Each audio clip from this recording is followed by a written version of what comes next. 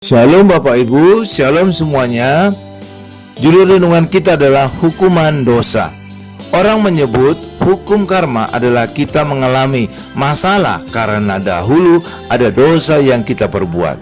Itu sebagai pelajaran bahwa dosa masa lalu, apapun dosa yang pernah orang lakukan, pasti kelak akan memberi dia ganjaran. Tapi bagi kita di dalam Yesus, segala hukuman dosa, segala dakwaan sudah ditanggung Yesus di atas kayu salib. Yesus telah menerima hukuman yang seharusnya kita terima.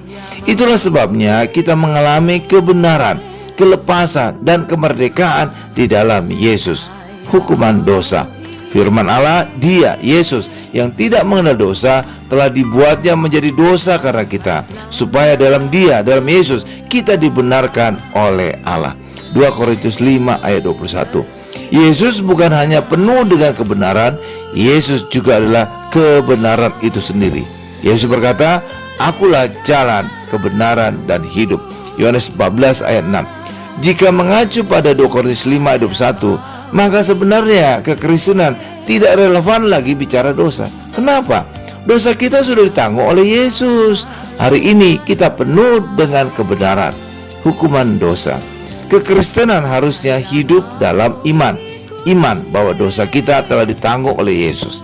Pada Lukas 18 ayat 8 jelas dikatakan, ketika nanti anak manusia datang ke bumi, Yesus tidak mencari apakah masih ada orang kudus, apakah masih ada orang yang tidak melakukan dosa.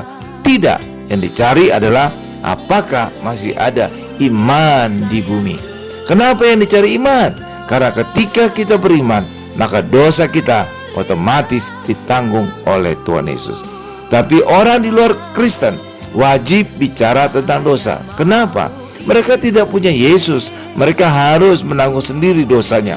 Tapi sayangnya banyak orang Kristen masih berpikir mereka masih menanggung dosa sendiri.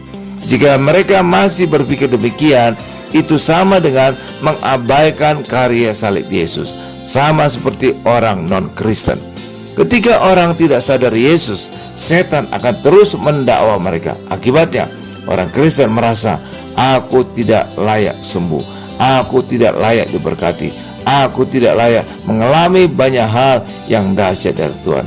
Karena itu, mari ingat Yesus saja. Amin Bapak Ibu.